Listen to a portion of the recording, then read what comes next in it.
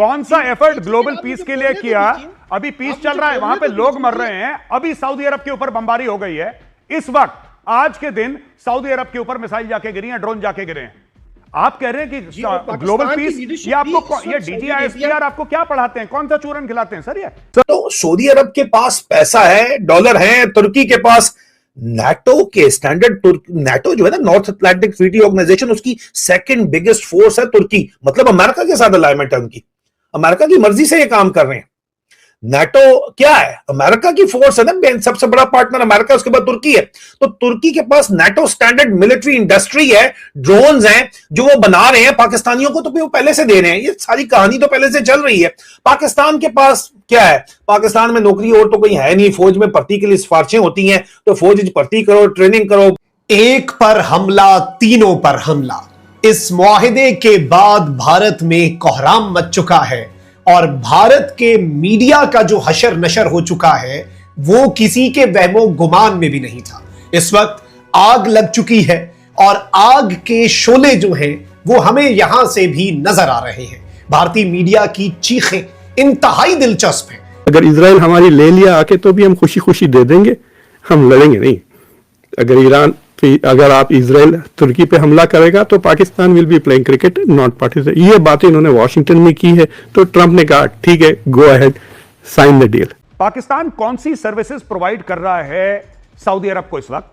उन्होंने फोर्स डाली है वहां पे, ड्रोन डाले हैं वहां पे फाइटर जेट्स हैं, वहां पे एक जिसको कहते हैं कि प्रॉपर एक छोटी सी एक फौज है, may be a division size और may be 2 brigades plus whatever, वहां पे उन्होंने डाल रखी है, ठीक है ना, सऊदी अरब में। लेकिन ये कोई नई बात तो है नहीं। सऊदी अरब में तो आपकी फोर्स बहुत सालों से है, आज से नहीं है, बहुत सालों से सऊदी अरब के अंदर फोर्स। मेरा आपसे सवाल है कि उस वादे का क्या हुआ कि सऊदी अरब पे हमला, पाकिस्तान पे हमला है, उस वादे का क्या हुआ? जी बिल्कुल, ये वादा कायम है और जो पाकिस्तान का role as an emerging net security provider वो स्ट्रेंथन हो रहा है। और इसका सबूत ये है कि ना सिर्फ सऊदी अरेबिया बट अब तुर्की भी इस अलायंस का हिस्सा बनना चाह रहे हैं। और आप कह रहे हैं कि पाकिस्तान ने क्या दिया, मैं आपको कहता हूँ पाकिस्तान ने जो एफर्ट ग्लोबल पीस के लिए किया वो दुनिया का कोई मुल्क नहीं कर सका। पाकिस्तान ने इरानियन, एक सेकंड सर, पाकिस्तान ने इरानियन, सर आप ऐसे, मैं आपको ऐसे झूठ नहीं बोलने दूंगा यहाँ पे, हुजूर मैं आपको झूठ नहीं बोलने दूंगा। कौन सा एफर्ट ग्लोबल पीस के लिए किया? अभी पीस चल रहा है, वहां पे लोग मर रहे हैं, अभी सऊदी अरब के ऊपर बमबारी हो गई है।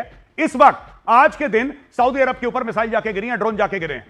आप कह रहे हैं कि ग्लोबल पीस, ये आपको, ये डीजीआईएसपीआर आपको क्या पढ़ाते हैं? कौन सा चूरन खिलाते हैं सर ये कुछ भी बोल देते हैं आपको? अच्छा, मैं आप छोड़ दीजिए, मैं आपसे माफी मांगने को तैयार हूं, मैं आपसे माफी मांगूंगा सर। ये लाइव शो चल रहा है, रिकॉर्डेड नहीं है। हमजा साहब, मैं आपसे माफी मांगूंगा। नेट सिक्योरिटी प्रोवाइडर का क्या मतलब है? आप जर्नलिस्ट हैं, जरा मुझे समझा दीजिए। What is the meaning of net security provider? Net security provider का ये, sir, the meaning of net security provider is that Pakistan is emerging as a force which not Pakistan is emerging. Sir, my question is very simple. What is the definition of net security provider? Sir, Pakistan is emerging as Sir, a net forget about security Pakistan. What is the definition of net security provider? छोड़ दीजिए Pakistan, India, China, Russia, छोड़ दीजिए। What is the definition sir? Major साहब, आपको सवाल जवाब सुनने की भी हिम्मत होनी चाहिए। नेट सिक्योरिटी प्रोवाइडर सर, इतनी हिम्मत नहीं है कि आप मुझे चूरन खिलाएं और मैं खाता रहूं सर, इतनी हिम्मत नहीं है मेजर में। मैं तो आपसे सिर्फ ये जानना चाहता हूं, नेट सिक्योरिटी प्रोवाइडर का मतलब क्या होता है? पाकिस्तान, इंडिया, चाइना छोड़ दीजिए सर। अच्छा, a net security provider is any actor which positively influences the security environment of a region or the global realm.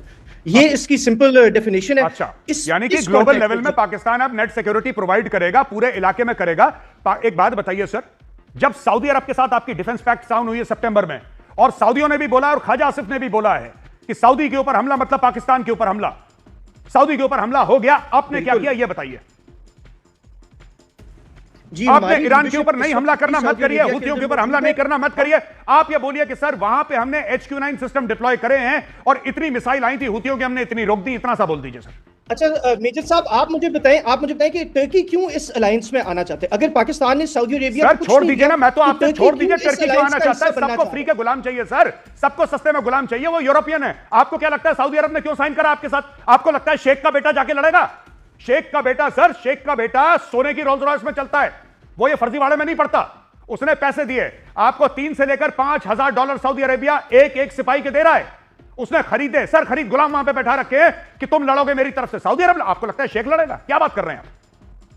क्या बात कर जी रहे सर, हैं? ये ये जितनी भी आपका कंट्रीज हैं, perspective है, लेकिन ये जितने भी देश हैं, facts आपकी speak कुवैत से for बात हो रही है, themselves। कुवैत इज अच्छा, एन ऑयल क्या रिच वजह कंट्री, है? क्या वजह आप है कि नेट इंडिया सिक्योरिटी के साथ प्रोवाइडर कोई किसी security गरीब pact मुसलमान sign मुल्क नहीं को करना क्यों नहीं चाहते? करते आप? टाइमिंग चेक करें। ईरान के साथ जंग का जो है वो माहौल बना हुआ है। हुतीज जो है वो ईरान के अलायंस हैं, वो यमन से मिसाइल्स और ड्रोन अटैक्स सऊदी अरब के ऊपर किए जा रहे हैं। सऊदी टेरिटरी के ऊपर प्रेशर है और हमने सऊदीज के साथ सर्व भी किया है, ट्रेन भी किया है।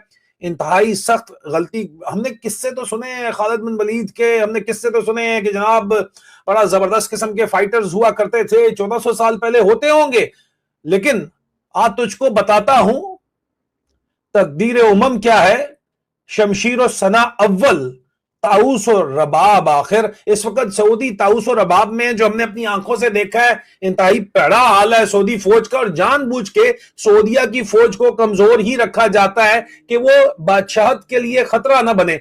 पुलिस उन्होंने अपनी तगड़ी रखी हुई है क्योंकि वो सर्व डायरेक्टली मिनिस्ट्री ऑफ इंटीरियर के अंडर और सऊदी शाही खानदान की प्रोटेक्शन के लिए करती है, और इसके पास उस किस्म के वेपन्स नहीं होते कि वो तख्ता उलट सके। तो इसलिए जो है वो किराए के फौजी लाए जाते हैं सऊदी अरब के अंदर ये काम करने के लिए, और इसीलिए पाकिस्तान को किराए के फौजी के तौर के ऊपर रखा गया है। लेकिन अमेरिका को लग ये रहा था, मेरी इत्तलात के मुताबिक जो मैं रिपोर्टिंग कर रहा था, कि सिर्फ पाकिस्तानियों के ऊपर एतबार न किया जाए। लेकिन हकीकत ये भी है कि ये जो डिफेंस पैक्ट किया गया है, क्या ये सिर्फ इत्तफाक है या फिर असल टारगेट ईरान है?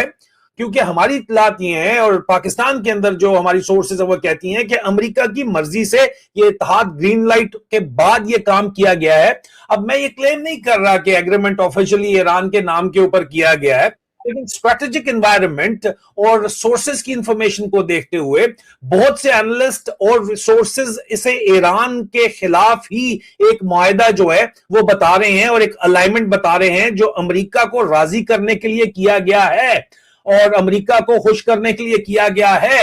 हो रही है, कोई नई बात नहीं है, मगर असल सवाल क्या है जिसके ऊपर बात करना जरूरी है और आप तक पहुंचाना जरूरी है कि भाई ये जो इत्तेहाद है, दिफाई मुआहदा है, ये किसके खिलाफ है? बात तो ये है क्योंकि ये पूरे का पूरा सुन्नी ममालिक का इत्तेहाद है और सदर ट्रंप खुल के बार बार कह चुका है कि शिया बहुत बैड है, सुन्नी बहुत गुड है। जहन में तो आपको ये चीजें रखनी चाहिए ना। तो फिर सवाल है कि किसके खिलाफ है। ऑफिशियल तौर के ऊपर वो कहते हैं भाई किसी एक मुल्क के खिलाफ नहीं है, लेकिन जियो पॉलिटिक्स में कभी भी कोई भी अलायंस वैक्यूम के अंदर नहीं बनाया जाता। टाइमिंग चेक करें। ईरान के साथ जंग का जो है वो माहौल बना हुआ है। हुतीज जो है वो ईरान के अलायंस हैं, वो यमन से मिसाइल्स और ड्रोन अटैक्स सऊदी अरब के ऊपर किए जा रहे हैं। सऊदी टेरिटरी के ऊपर प्रेशर है और हमने सऊदीज के साथ सर्व भी किया है, ट्रेन भी किया है। इंतहाई सख्त गलती। हमने किस्से तो सुने हैं खालिद बिन वलीद के, हमने किस्से तो सुने हैं कि जनाब बड़ा जबरदस्त किस्म के फाइटर्स हुआ करते थे, 1400 साल पहले होते होंगे। लेकिन आज तुझको बताता हूं तकदीर उमम क्या है। शमशीर और सना अव्वल, ताउस और रबाब आखिर। इस वक्त सऊदी ताउस और रबाब में जो हमने अपनी आंखों से देखा है, इंतहाई पैड़ा हाल है सऊदी फौज का। और जानबूझ के सऊदिया की फौज को कमजोर ही रखा जाता है कि वो बादशाहत के लिए खतरा ना बने। एक पर हमला, तीनों पर हमला। इस मुआहिदे के बाद भारत में कोहराम मच चुका है और भारत के मीडिया का जो हशर नशर हो चुका है वो किसी के वहमो गुमान में भी नहीं था। इस वक्त आग लग चुकी है और आग के शोले जो हैं वो हमें यहां से भी नजर आ रहे हैं। भारतीय मीडिया की चीखें इंतहाई दिलचस्प हैं और सबसे अहम तरीन चीज यह है कि भारत का कहना है कि पाकिस्तान ने मिलकर खित्ते में से अमेरिका को भी फारिग कर दिया है। मक्का मुकरमा में होने वाला मुआहिदा, ट्राइलेटरल डिफेंस एग्रीमेंट, पहला नतीजा आ चुका है। बल्कि इसे पहला गैर सरकारी, गैर हतमी नहीं बल्कि सरकारी और हतमी नतीजा ही समझे। नरेंद्र मोदी का गोदी मीडिया आसमान सर पे उठा चुका है और इस हवाले से कुछ लेटेस्ट डेवलपमेंट्स भी हैं जो आपके सामने रखनी है, क्योंकि शायद अब ये मामला 3 मुल्कों तक बाकी ना रहे। नाज़रीन किराम, सऊदी अरब, पाकिस्तान और तुर्किया ने मुश्तरका दिफाई मुआहदे पर दस्तखत किए जिसके तहत किसी एक मुल्क पर हमला, तीनों ममालिक पर हमला तस्वुर किया जाएगा। ये बिल्कुल नॉर्थ अटलांटिक ट्रीटी जो एक साइन हुई थी उसी तर्ज की ट्रीटी है। मक्का ट्रीटी जो है वो बिल्कुल नॉर्थ अटलांटिक ट्रीटी की तर्ज की है, जिसे कुछ मुल्कों ने साइन किया था, और उसका आर्टिकल 5 था attack on one, attack on all. इसमें भी यही कहा गया है कि एक पर हमला, इसके सिग्नेटरीज तमाम तर ममालिक पर हमला तस्वर होगा और ऑटोमेटिकली ये आर्टिकल इन्वोक हो जाएगा और फिर जंग होगी। अब इस सबके अंदर यह चीज ज़हन में रखिएगा कि नेटो भी ऐसे ही बनी थी, मजीद ममालिक शामिल होते रहे, बल्कि अब तो 1-2 साल पहले भी नेटो में मुल्क शामिल हुए। तो इसे ना सिर्फ मुस्लिम नेटो कहा जा रहा है, बल्कि इसे एक ऐसे इत्तेहाद का आगाज कहा जा रहा है कि यह अब 3 मुल्कों तक नहीं रहेगा। सबसे पहले मैं कुछ डिटेल्स रख देता हूं। सऊदी अरब, तुर्की और पाकिस्तान के दरमियान मुश्तरका दिफाई सरबराही इजलास मक्का के कसर सफा में हुआ, जिसमें सऊदी अरब की जानिब से वली अहद मोहम्मद बिन सलमान, तुर्किया के सदर रजब तैयब एर्दोआन और पाकिस्तान की जानिब से पाकिस्तान के वजीर आजम शरीक हुए। तर्जुमान दफ्तर खारजा के मुताबिक इजलास में सऊदी अरब, तुर्की और पाकिस्तान की जानिब से मुश्तरका दिफाई मुआहदे पर दस्तखत हुए। मुआहदे को मक्का डिफेंस ज्वाइंट एग्रीमेंट का नाम दिया गया है। सऊदी वली अहद मोहम्मद बिन सलमान, वजीर आजम शहबाज शरीफ और तुर्क सदर रजब तैयब एर्दोआन ने मक्का मुकरमा में इस मुआहदे पर दस्तखत किए हैं। दफ्तर खारजा के तर्जुमान ने कहा है कि मुआहदे के तहत तीनों ममालिक में से किसी एक पर हमला, तीनों मुल्कों पर हमला तस्वुर होगा। मुआहदे का मकसद किसी भी जारियत के खिलाफ मुश्तरका दिफाई सलाहियत को मजबूत बनाना है। सऊदी अरब, तुर्की और पाकिस्तान के दरमियान दिफाई ताउन को भी फरोग दिया जाएगा। और इस सब के अंदर नाज़रीन इकराम, ये चीज बड़ी इंपॉर्टेंट है कि पाकिस्तान के फील्ड मार्शल सैयद आसिम मुनीर इस मौके पर वहां पर मौजूद थे। और एक अहम तरीन चीज मैं आपको बता दूं कि पाकिस्तान, सऊदी और तुर्की के दरमियान काफी अरसे से इस पर काम हो रहा है, लेकिन जो अभी रिसेंट एक फील्ड मार्शल आसिम मुनीर का दौरा था तुर्की का, उसमें इसे फाइनल टचेस दिए गए। पाकिस्तान और सऊदीया के दरमियान SMDA अलग है, वो 2 मुल्कों का बायलेटरल एक मुआहदा है। उस दौरान भी भारतीय मीडिया ने चीखें बुलंद की थी, क्योंकि पिछले कुछ अरसे से भारत जो है वो पिछली 1-2 दिहाइयों से गल्फ के अंदर अपना फुटप्रिंट बढ़ा रहा है। इवन सऊदीया के अंदर और बाकी अरब ममालिक के अंदर भी भारत पाकिस्तान की रिप्लेसमेंट के तौर पर आ रहा था।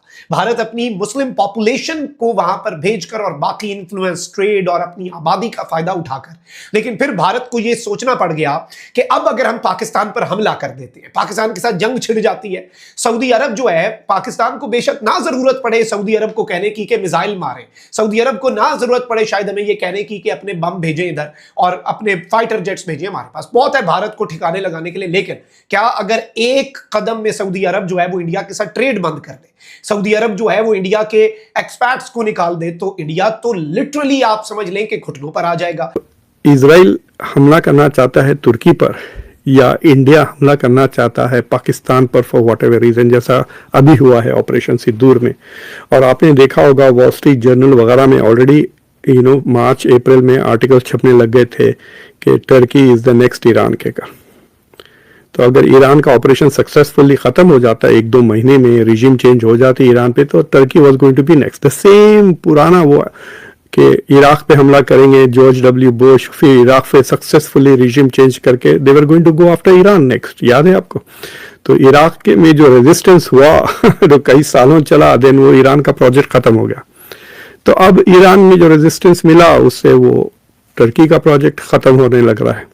But if Israel wants to attack Turkey for whatever reasons, in their calculations, will they assume that, oh, this means we have to fight Saudi Arabia and Pakistan? ये सवाल है। अगर जनरल्स इजराइल के कहते हैं नेतन्याहू को कि no, you are fighting all 3 of them, then you have deterrence. लेकिन अगर जनरल्स कह रहे हैं बकवास, these people just talk, Arab league का भी डिफेंस एग्रीमेंट था, GCC का भी डिफेंस एग्रीमेंट था, इन्होंने कुछ मदद की, कुछ नहीं की। हमने इराक को हमला कर दिया 2003 में, कोई अरब कंट्री मदद के लिए नहीं आया इराक के, उल्टा they were working against Iraq, Kuwait वगैरह तो support. So there mutual agreements are rubbish, bullshit.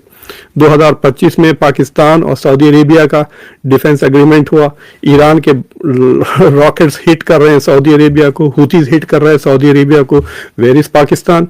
So why should we take this agreement seriously? तो जो पहला मुद्दा है कि डिफेंस एग्रीमेंट है ये, the second one is it is a mutual deterrence. तो विल दैट डिटरेंस वर्क? और डिटरेंस वर्क करने के लिए क्रेडिबिलिटी होनी चाहिए, that is the first question. तो अगर वो क्रेडिबिलिटी नहीं है तो डिटरेंस नहीं आएगा, और उसके लिए हमारे they have to have a joint command. तो एटलीस्ट 1 लाख की तो फौज होनी चाहिए, which is already the Mecca defence, जैसा कि नेटो की फौजें हैं बाकायदा। आप अगर लेट अस से कि कल रात को 3 बजे आप जर्मनी पे हमला कर दें, तो they are not going to wait and negotiate. ऐसा डिबेट नहीं होगा कि आर्टिकल 5 इज इन्वोक्ड या ये या वो, नहीं होगा। ऑलरेडी वहां पे पेट्रियट मिसाइल खड़े हुए हैं अमेरिका के, जो रोक लेंगे वो मिसाइल्स, राइट।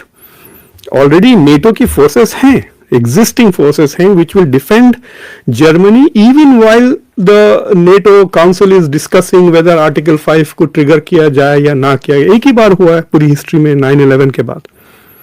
हालांकि यूरोप पे 1-2 अटैक्स हुए हैं, फॉर एग्जाम्पल एक आर्टिकल 4 भी उन्होंने बना के रखा विच इन्वोक्स ए डिबेट, राइट। अगर जैसा कि पोलैंड पे एक रॉकेट आगे गिर गया था रशिया का, तो उन्होंने ट्रिगर आर्टिकल 5 नहीं किया, आर्टिकल 4 किया था। सो जब तक एक सीरियस जॉइंट कमांड ना हो, एक रैपिड डिप्लॉयमेंट फोर्स ना हो, पाकिस्तान, सऊदी अरेबिया और तुर्की की एक लाइक आई कैन से कि इनसे मिलिए, ये जनरल फलान अब्दुल हैं, he is the leader of the McKeon defence forces. तो जब तक ऐसी कोई क्रेडिबल चीज नहीं आई, जब तक दिस इज पेपरी ख्वाब है। तुर्की और सऊदी अरेबिया ने आपस में मिलकर एक ऐसा ज्वाइंट डिफेंस एग्रीमेंट साइन किया है और उसमें बेचारे पाकिस्तान को भी घुसा लिया। मतलब सोचिए, वही सऊदी अरेबिया जो हमेशा से अपनी सिक्योरिटी के लिए अमेरिका के आगे पीछे घूमता था, आज उसने तुर्की के साथ मिलकर एक नई चाल चली और साथ में पाकिस्तान को भी लपेटे ताकि उनकी फौज का इस्तेमाल किया जा सके।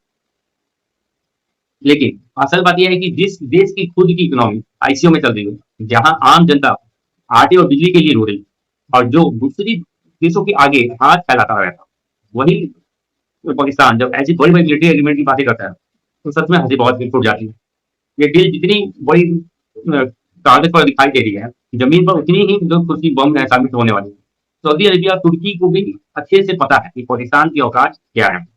उन्हें तो बस अपनी जरूरत की एक सस्ती फौज और मैन पावर चाहिए थी, इसलिए उन्होंने इसे इस फैक्ट में रद्दी की तरह शामिल कर दिया। और ये सोशल मीडिया पर कुछ लोग बोल रहे हैं कि नाटो बन रहा है, मुस्लिम नाटो बन रहा है, ऐसा कुछ है नहीं, मतलब हवाबाजी। उन्हें ये समझना चाहिए कि इससे एक दिखावा है। जब खुद एक देश में आने वाले लाले पड़े हो तो बाहर जाकर ऐसी लंबी चौड़ी बातें करता है, सिर्फ बेवकूफी है। पाकिस्तान की हालत पर तो बस यही कह सकते हैं कि नाम पर या धरती पर, बाकी आने वाले समय में पता चल ही जाएगा कि ये कागजी से जमीन पर कितनी देर तक टिक पाता, जब इनका असली रंग सबके सामने आ जाएगा।